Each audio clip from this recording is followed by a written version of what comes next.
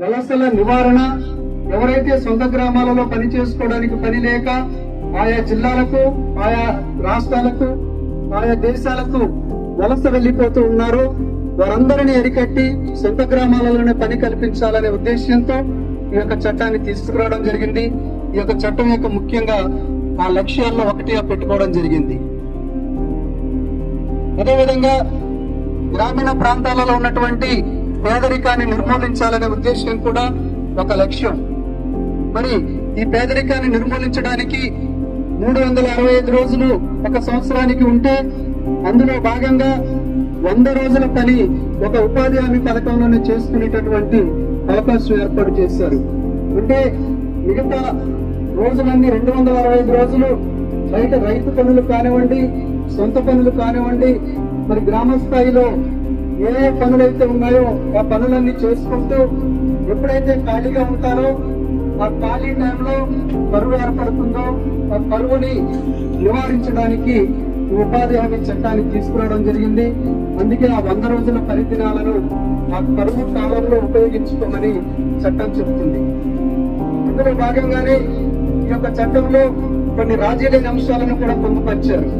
రాజీ లేని అంశాలు అంటే అది ఏది ఏమైనా సరే ఆ అంశం జరిగి తీరాల్సిందే.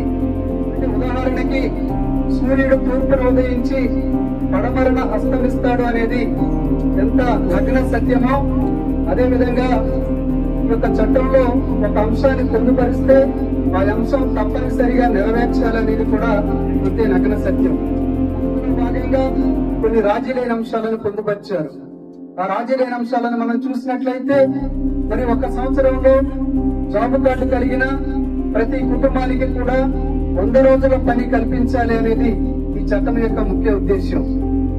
కాబట్టి ప్రతి కుటుంబానికి 100 రోజుల పని ఏది ఏమైనా సరే తప్పనిసరిగా కల్పించాలి.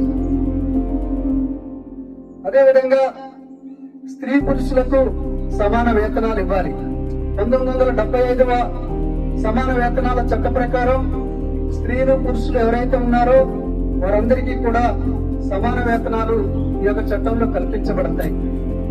అదేవిధంగా మరి యొక్క చట్టంలో మరి ఎవరి యొక్క ప్రాధాన్యత లేకుండా అటు కాంట్రాక్టర్లు కానివ్వండి, యంత్రాలు కానివ్వండి, ఈ యొక్క చట్టంలో ఈ యొక్క పనులను చేసుకోకుండా పూర్తి స్థాయిలో యంత్రాలను, కాంట్రాక్టర్లను నివారించడం జరిగింది. అంటే ఈ యొక్క పనులు ఏవైతే ఉన్నాయో ఉపాధి హామీ పథకానికి సంబంధించిన ప్రతి పనిలో కూడా యంత్రాలను కానివ్వండి, కాంట్రాక్టర్లను కానివ్వండి ఉపయోగించకూడదు. అది పూర్తి నిషేధం. అదేవిధంగా మరి గ్రామ స్థాయిలో మరి గ్రామ పంచాయతీ ద్వారా 75% పనులను గుర్తించేటటువంటి హక్కు, అదేవిధంగా మండల స్థాయిలో 15%